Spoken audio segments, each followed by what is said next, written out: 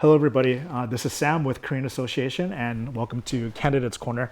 And we're the recipient of the King County Voter Education Fund, and so part of the reason why we do this is not only to collect more new voter registration forms, which is always good, but also we have the ability, because of our studios here, to interview our actual candidates. And so a lot of times when people go to vote, it's like, well, I don't know too much about these candidates and who they are. And so that's what we're trying to really do here. So from a non-endorsement, nonpartisan basis, we really just want to get to know who they are as people, and that helps to possibly shape and inform their policies today and why they're running. And so it's really just to help you become more educated and more of an informed voter. So this is what we're doing. So again, it's not an endorsement, but today we're here with Senator Rebecca Saldana. Welcome, Senator. Thank you so much. Thank you for having me. Yeah, of course. Thank you so much for joining us. And Senator Saldana has been our senator in Congress since 2016. Oh, sorry. Yeah. Yeah. Not in Congress. State senator. Sorry. Yes. My apologies. No Since problem. 2016. Yeah, in District 37. So thank you again for coming. Yes. Okay. And it's raining again. Oh, that's upsetting. Yeah, no surprise there. But this time around in this election cycle, you're running for King County Council, District Yes. 2. And so we'll want to learn a little bit more about that. So I guess, Senator Saldana, if you could first possibly just tell us a little bit more about your background. Sure. And kind of how perhaps, you've been our state senator here since 2016, and how has your background kind of shaped your policies as being a senator here for us in Washington State so far? Yeah. Well, thank you so much, Sam. It's so great to be here with you, and I really appreciate you creating this platform for people to understand how to work their ballot, and to get to know the names and a little bit more about each of the candidates. So my name is Rebecca Saldana, and I have been the proud state senator of the 37th Legislative District. When I was appointed at the end of 2016, and I've now served 10 legislative sessions. Wow. But first and foremost, I am the daughter of Jacobo Saldana and Noreen Saldana, and my dad is from Mexico originally, and when he was a small child, my grandmother, my grandfather was murdered, and they were landowners at the time. My grandmother didn't feel like she could stay there, and so she left with her 5 children and came across the border in southern Texas. It was segregated southern Texas at the time, and my dad, since he was a small child, worked as a shoe shiner on the border. He worked picking cotton in segregated southern Texas, and went back and forth across the border until they had an opportunity to regularize and get a green card when he was an older child, and really felt a lot of oppression, and eventually followed the crops to Oregon, where he worked in the fields, and felt here in the Pacific Northwest that he was being treated as a human being and had an opportunity. And eventually he ended up in Seattle, where he became in a factory, and he was able to work there. There was a union, and because of that, and when he worked a lot of hours, he would get double time and overtime, and he was able to have health care and provide that for our families for the first time. That was really foundational for us. And so it was because of his union job that I had the opportunity to go to the dentist, play sports growing up. But I never forgot, and it was impossible to, because we'd go back to Texas and Mexico and visit my relatives. A lot of my cousins, my aunts, didn't have their husbands died, and so they were single parents, and so they'd send a lot of my cousins to live with us for their high school years. They went to Chief Sealth in West Seattle, and so it was really important. Like, I always realized that even though we were doing better, and a lot of our family were still struggling. And it really was made me aware that it's not okay for me to I can never forget where we come from. I was raised in a Catholic tradition and was really involved in my local youth ministry as a child, and eventually went to Seattle University. I studied theology and humanities, but also really was and wanted to learn my language because my dad was punished for speaking Spanish as a child, and so it was important for me to. I always was proud about being Chicano. I went to Chicano preschool and danced folklorico with bailadores de bronce for 10 years as a young person. And it was really important to have that culture, but to have the language, I went to Mexico and came back and made sure that I started working with the immigrant community here. So I volunteered with Casa Latina, got involved with Latino Community Fund, and really, and actually getting the vote out. We had a Latino Vote Project to do what you guys are doing, is making sure that communities understand the power of their vote, why it matters, and but all that organizing, even though I studied theology, I said it made me a union organizer. So because I saw that my dad and we were doing well because he had that factory job, but farm workers were still struggling. And a lot of immigrant workers didn't have the same kind of protections and opportunities. So that was a big part of what made me a union organizer with the farm workers and the janitors that clean our buildings downtown. And that eventually made me start getting engaged in policy issues. I see. Okay, thank you for that. I actually have about 20 credits at SPU seminary. So, yeah. I gotta finish someday, but I'm actually trying to maybe possibly pivot and go to law school. So it's so connected. There are programs. There are programs where you can get an MDiv and a law degree at the same time. So interesting. It might be your path. Okay. I'll look into that. I actually take the LSAT next week, so fingers crossed. Wow, that's incredible. Yeah. It's interesting. So Senator Saldana, thank you for your background. I appreciate you covering your immigrant background. A lot of we empathize with that as an immigrant community, and we can relate to that as well, particularly myself. And so as our state senator since 2016, talk a little about kind of how you maybe got into that role and. What has been, when you look back, maybe, what has been, kind of a salient sort of accomplishment in your career thus far? And also maybe to touch upon, in addition to that, maybe some of the challenges that's kind of salient and just that's notable, that sticks out, and how you sort of maybe overcame that. Yeah. Sure, I know. It's kind of a 3-part question. Okay, I know, and I was long-winded on my first one. Don't worry about it. Yeah, so I mean, when I became a state senator, before that I was a executive director of a small nonprofit. And running that small nonprofit, the policy work we were doing, we were pushing on local electeds and at the city of Seattle and King County and Sound Transit and the Port of Seattle. We were making sure that when infrastructure investments like the light rail were coming in, that to make sure that our small businesses and our local communities that had always been there would actually benefit, and that it wouldn't be something that pushed them out. And so we worked a lot, and then we wanted to make sure that people that are working in SeaTac airport, that they could actually make a living. So again, making sure that the small businesses in city of SeaTac were supported. We needed to make sure that the port workers were actually getting more money so that they could spend them in the local businesses. And so we were working on those local policy issues. But as just like running the small business, what I was finding challenges is keeping my talent. I had a lot of immigrant and amazing, talented people working, but they, as young people, they had major college debt, or they were taking care of their own children, or they were taking care of their elders, and being the one that was translating. And so it was really hard because we didn't have paid family medical leave, and I couldn't afford it. Like I was providing healthcare, and that was taking a lot of our budget, and trying to make sure we were actually doing our mission of our work.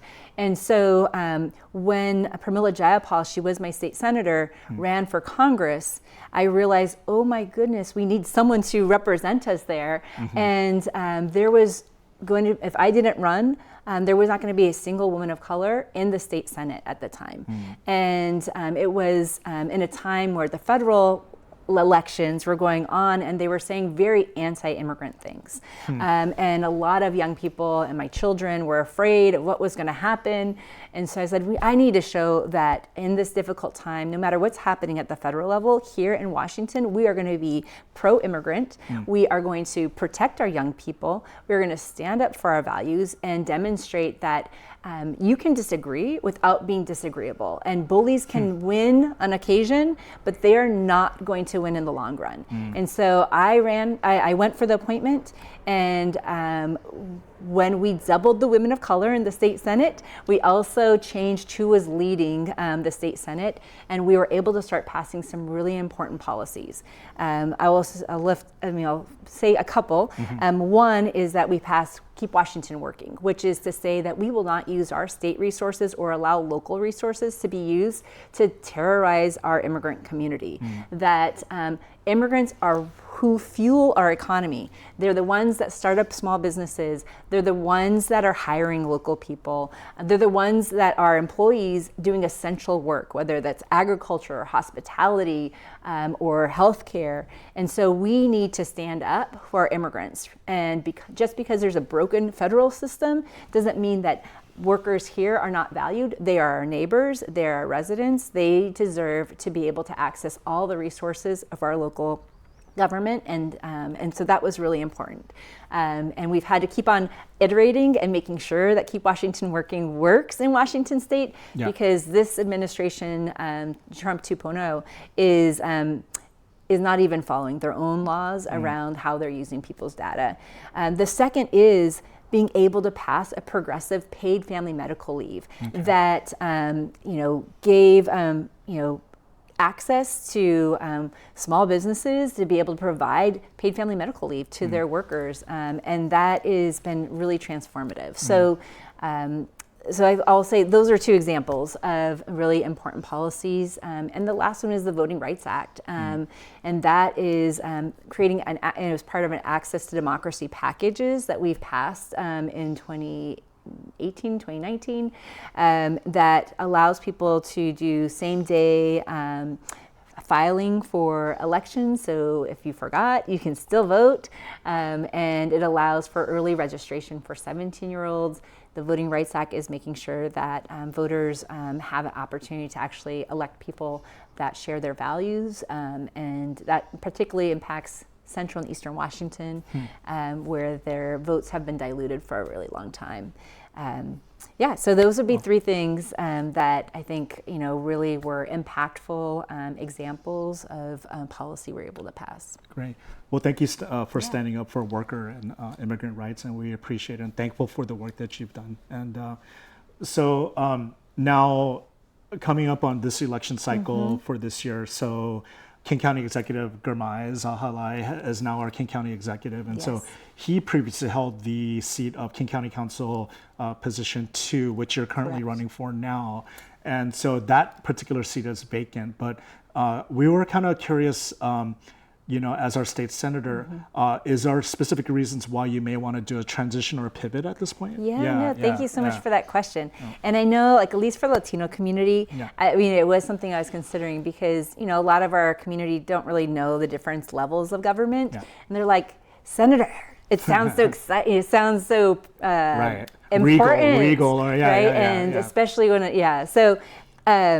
so the county council, not as regal, but the reason, a couple of reasons. One is that I am a community organizer first and foremost, and I'm rooted in my communities in South Seattle, and serving them for the last 10 years has been such an honor. But at this moment, it's been 10 years, and so I don't think that anyone should have those positions for so long. It's important that we demonstrate that this is not a place where we have kings or queens. This is not like just because you've done that job doesn't mean you should be doing it forever. We need to make sure that everyone has opportunities to access democracy and to see reflection happen.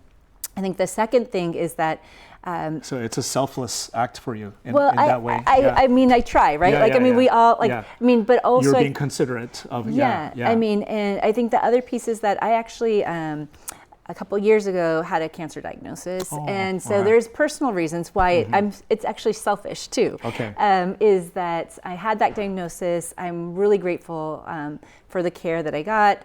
Early diagnosis and surgery was curative for me, but it really did make me have to reflect. I only have one life, and I need to make sure I'm making the most impact I can with the life that I have. My children were 3 and 6 when I became a state senator. They're both going to be in high school next year. Oh wow! And so being able to and especially this time, our communities have been feeling so much anxiety with immigrants being stolen and really kidnapped and put into these for-profit detention centers or sent not even back to their own home country, their heritage, sent to third-party countries that do not have democratic institutions, and so there's just a lot of terror. So I think part of it is I want to be closer to my community, and especially because we have a new executive, Gurmat Zakhalai, who I supported and I'm really excited about his leadership. We have a new mayor in my city, Katie Wilson. I was only an early endorser of her, and I want them to be successful.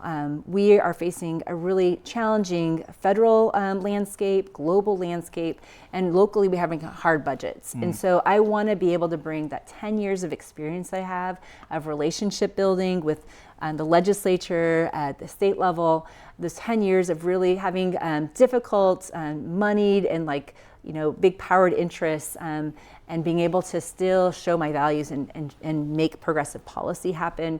I want to bring that to the local level because in this moment, people want real public safety.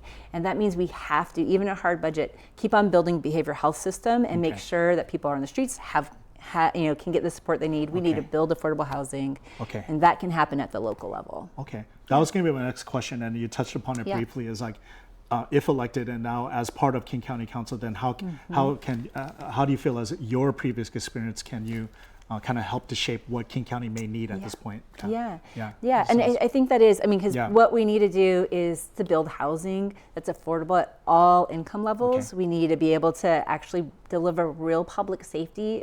This is an issue that we hear from neighborhoods and community and business owners. It is about making sure that we can actually build out universal childcare, because and actually keep on addressing the fundamental things of healthcare. So I think that's my leadership has been about coalition building. It's been about doing policy making in difficult times, and I think that particular expertise will be a real benefit to the county council and to supporting the vision of our new executive. Great. I wanted to pivot a little bit. So as we know, World Cup is here already, and so we're all super stoked and excited about that. And by the way, I'm sure maybe all of you heard, but quick reminder again, but June 18th is our K-Fest, K-pop festival. And right after that, as you know, we're going to show the Korea versus Mexico game. Can I show the shirt? Oh yeah, show the shirt. Okay. She's officially the first one to get this. Born to be Red. And so that context is, the South Korea, their team name is the Red Devils. So that's amazing. why, when they did the World Cup back in 2002, the entire city of Seoul shut down, and there was millions of people on the street all wearing red. And then I got the shirt late, and so they had already run out of red ink by that point, so mine was pink. Born to be pink. Okay, yeah, I'm fine with that. It's all good. Yeah, it's all good. It's all good. And so, I think it's very intentional that the reason why we're doing K-pop Fest is that it's among the many communities, is specifically our Korean community and Mexican community, and we're going to be out there in public, and we're doing this to show everybody and to the world that we are one and that we're going to be out there regardless of the situation. As a Latino and woman of color, what would be your encouragement to our communities for World Cup? Yeah. Yeah. Well, I mean, I think part Yeah. of it is this the art and culture and Okay. this opportunity to really to showcase that our strength is in our diversity. It's in even in the face of really challenging situations, how we cultivate joy. And the little I know about Korean culture and Mexican culture, that these are Yeah. things that we share. Yeah. That it I'm is from LA. even more Yeah. so. My little brother. Pico Boulevard. I was come on. just down, I was just down in LA Yeah, in Echo nice. Park because my brother's down there and he Oh, just got okay. married. Oh, okay, Yay. congrats. But I think exactly when the first time I went to LA, oh my God, I was like, I didn't even know how I felt oppressed living and Yeah. growing up in Seattle. Right. 'Cause Well, there's it's just a symbiotic community. It that- is, yeah. and it's just like, yeah. oh, everyone's like me, speaking Spanglish or like just the fusion and the Right. connections. Yeah.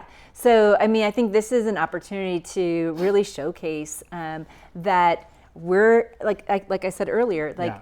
It is the immigrants and it is our diversity that is the strength of our nation, that it's what should be celebrated, that it is in sport and fun. Like this is how, we should engage. And that democracy is a civic muscle that we have to exercise, just like if you want to be a good athlete or a good performer, is that you need to practice. And so practicing our democracy, practicing soccer, and doing it together is, I think really, the thing that I'm excited about. I mean, like I said, I had 2 high school students coming up here, and so, we are really excited about going down to see this, Awesome. the game together. Awesome.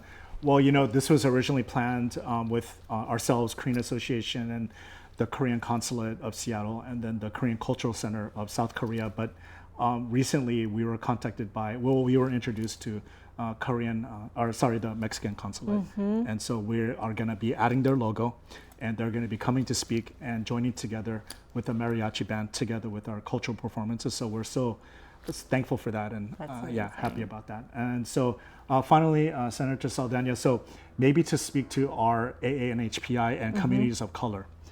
Now, many of us are very busy. Many of us run small businesses, as you shared, and we're just busy. Many of us are just so busy, like just trying to make ends meet. And so, but I know that it's very, very important to show up and to have a voice. You're a community organizer, and if you're able to vote, to go out there and please register to vote and get to know your candidates. That's what we're doing here. But if you could just share one thing with our communities of color, why, and maybe also even our youth and next generation young people, why is it important to get involved, and how can they do that? Well, I almost want to say, one thing we had talked about earlier is the Yeah. Small Business Resiliency Network, Right. and the importance of engagement.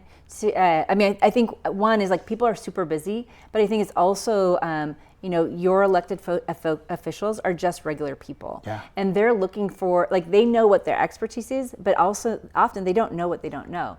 And so I just want to offer up a specific thing. One is, because of COVID, people can engage virtually.